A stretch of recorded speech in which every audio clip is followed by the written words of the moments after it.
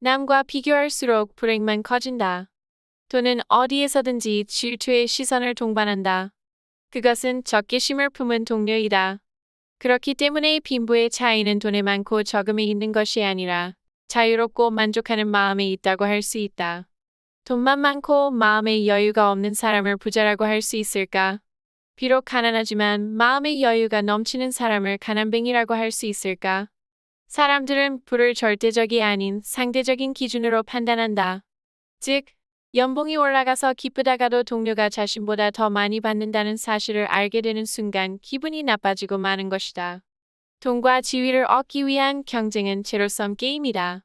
순위, 성적표, 광고처럼 비교할 대상이 많을수록 불행도 더 커진다. 그 결과 당신은 친구나 이웃 혹은 동료보다 더 많이 가지려는 목표를 중요하게 여기게 된다.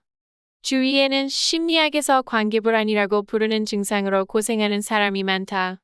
이 이론에 따르면 대부분의 사람은 자신의 재산을 타인과 비교 판단한다. 이런 사람들은 이 집이면 내 욕구를 만족시키기에 충분한가? 라고 따져보지 않는다. 그 대신 내 집이 이웃집보다 더 좋은가? 라고 묻는다. 만약 당신의 집이 침실 2개짜리인데 주위의 모든 사람이 같은 집에서 산다면 당신의 관계불안은 심하지 않을 것이다. 그런데 주위가 온통 침실 3개 혹은 4개짜리 집이라면 당신의 관계불안은 심해질 것이다. 당신의 조부모라면 꽤나 사치스럽다고 느꼈을 침실 2개짜리 집으로는 충분하지 않은 것이다. 인터넷 덕분에 이제 우리는 타인의 삶을 쉽게 들여다볼 수 있다. 과거에는 같은 마을이나 도시에 사는 주민들의 생활 조건은 거의 동일했다. 하지만 현대인은 최고 갑부들이 어떻게 사는지 직접 눈으로 볼 수 있게 되었고, 이로 인해 마음속에 불만이 싹트게 되었다. 물질적인 기대치가 점점 높아지다 보면 돈이 많을수록 사치품에 대한 욕구도 커지기 마련이다.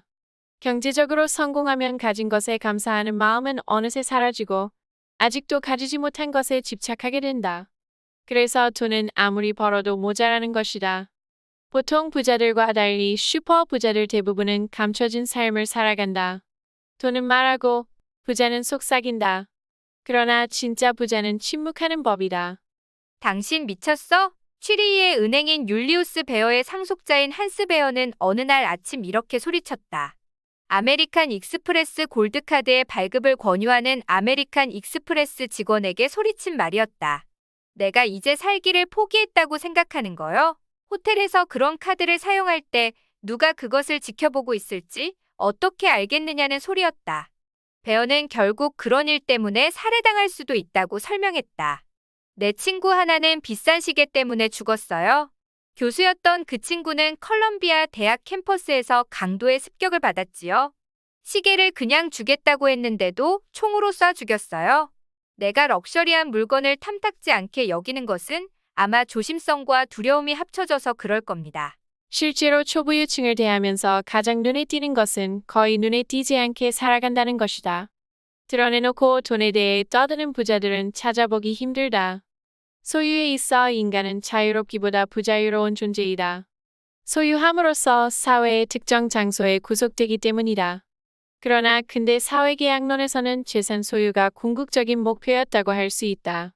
사회계약론의 관점에서 보면 원래 사회를 형성하는 목적은 소유하는 재산과 신체를 보호하기 위해서다. 여기서 사회의 주체는 영혼이 있는 주체라기보다 무언가를 소유하는 주체, 재산을 가진 주체로 그려진다. 달리 말하면 재산이 없는 개인은 사회를 형성하는 주체로서의 자격을 갖지 못한다는 말이다. 더욱이 정치적인 주체는 도저히 될 수 없다.